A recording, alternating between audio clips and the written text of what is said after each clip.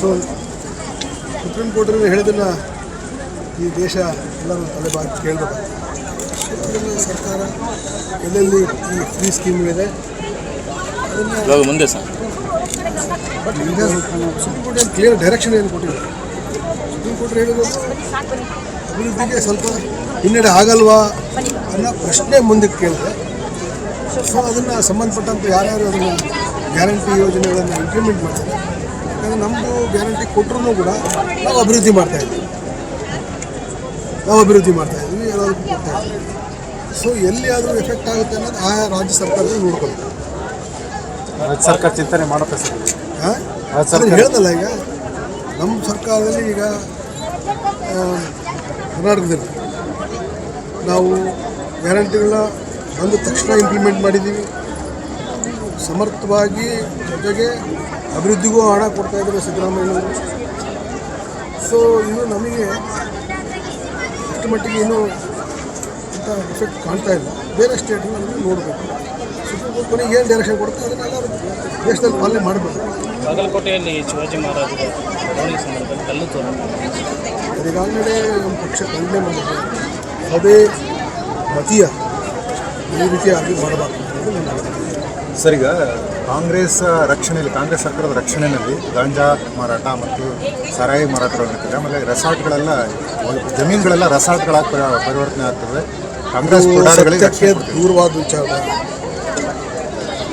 ನಾನೇ ನಮ್ಮ ಜಿಲ್ಲೆಯಲ್ಲಿ ನೋಡಿದ್ದೇನೆ. 18ರಿಂದ 23 ಯಾವ ರೀತಿಯಾಗಿ ಈ ನಮ್ಮ ರಾಜ್ಯದಲ್ಲಿ ನಮ್ಮ ಜಿಲ್ಲೆಯಲ್ಲಿ ಕಾಂಗ್ರೆಸ್ಸಲ್ಲಿ ಆ ರೀತಿ ಆಗೋಕ್ಕೆ ಚಾನ್ಸ್.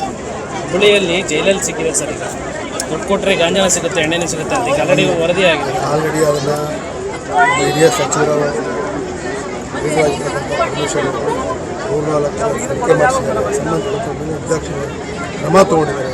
ಸರ್ಕಾರ ಅದ್ರ ಬಗ್ಗೆ ಕ್ರಮ ತಗೊಂಡಿದೆ. ಈಗ ಸಕ್ಕರೆ ಕಾರ್ಖಾನೆ ಪುನಶ್ಚೇತನಕ್ಕೆ ರೈತರು ಆಗ್ರಹಪಡಿಸಿದ್ದಾರೆ. ಮೀಟಿಂಗ್ ಕೂಡ ಮಾಡಿದ್ದಾರೆ. ಕಾರ್ಮಿಕರು ಕೂಡ ಒತ್ತಾಯ ಮಾಡ್ತಾರೆ.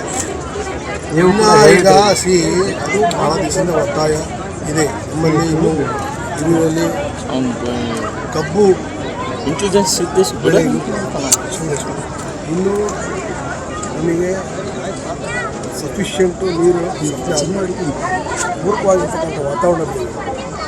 ನಾವು ಅನೇಕ ಬಾರಿ ಟೆಂಡರ್ನ ಸರ್ಕಾರದ ಸಹಭಾಗಿತ್ವದಲ್ಲಿ ಟೆಂಡರ್ ಕರೆದಿದ್ದಾರೆ. ಯಾರು ಪಾರ್ಟಿಸಿಪೇಟ್ ಮುಂದೆ ಖಂಡಿತವಾಗಿಯೂ ಮಾಡ್ತಕ್ಕಂಥ ದಿಶೆಯಲ್ಲಿ ಪ್ರಾಮಾಣಿಕವಾಗಿ ಪ್ರಯತ್ನ ಮಾಡ್ತಾರೆ. ಎಎಂಐ ಕೃಷ್ಣ ಅವರು ಅರೆಸ್ಟ್ ಮಾಡಿರೋದು ಉದ್ದೇಶಪೂರ್ವಕವಾಗಿ ಕಾಂಗ್ರೆಸ್ ಪಿತೂರಿ ಮಾಡ್ತಾ ಇದೆ ಅಂತ ಬಿಜೆಪಿ ನಾಯಕ ಮಾತಾಡ್ತಾರೆ. ಯಾರ್ಯಾರ ಮೇಲೋ ಸುಮ್ಮನೆ ಫಾಲ್ಸ್ ಅಲಿಗೇಷನ್ ಮಾಡಿದ್ರೆ ನೋಡ್ಬೇಕು. ಎಎಂಐ ಹೋಗಿ ಸಿದ್ದರಾಮಯ್ಯ ಏನಾಯಿತು ಮೂಡೋದಲ್ಲಿ ಏನಾಯಿತು? ಸುಮ್ಮನೆ ತೇಜೋವಧೆ ಮಾಡ್ತಕ್ಕಂಥ ಕೆಲಸಗಳು ಆಗಬಾರ್ದು. ಚೀಫ್ ಸೆಕ್ರೆಟರಿ ಮೇಲೆ ಈ ರೀತಿಯಾಗಿ ದುಡ್ಡು ತೊಗೊಂಡು ಅಂದರೆ ಯಾರ ಮೇಲೆ ಮತ್ತೆ ಮಾಡ್ತಾರೆ? ನಾಳೆ ದೇವ್ರ ಮೇಲೂ ಅಲಿಗೇಷನ್ ಮಾಡ್ತಾರೆ. ಸರ್, 6 ಸಚಿವರು ಮತ್ತು 6 ಕೆಲವು ಶಾಸಕರುಗಳು CM ಬದಲಾವಣೆ ಆಗಬೇಕು. ನಮಗೆ ಅನುದಾನ ಸಿಗ್ತಾ ಇಲ್ಲ ಸರಿಯಾಗಿ ಅಭಿವೃದ್ಧಿಗೆ. ಅವರ ಅಭಿಪ್ರಾಯ ಹೇಳ್ತಾರೆ. ಪಕ್ಷದ ನಿಭಾಯಿಸಿ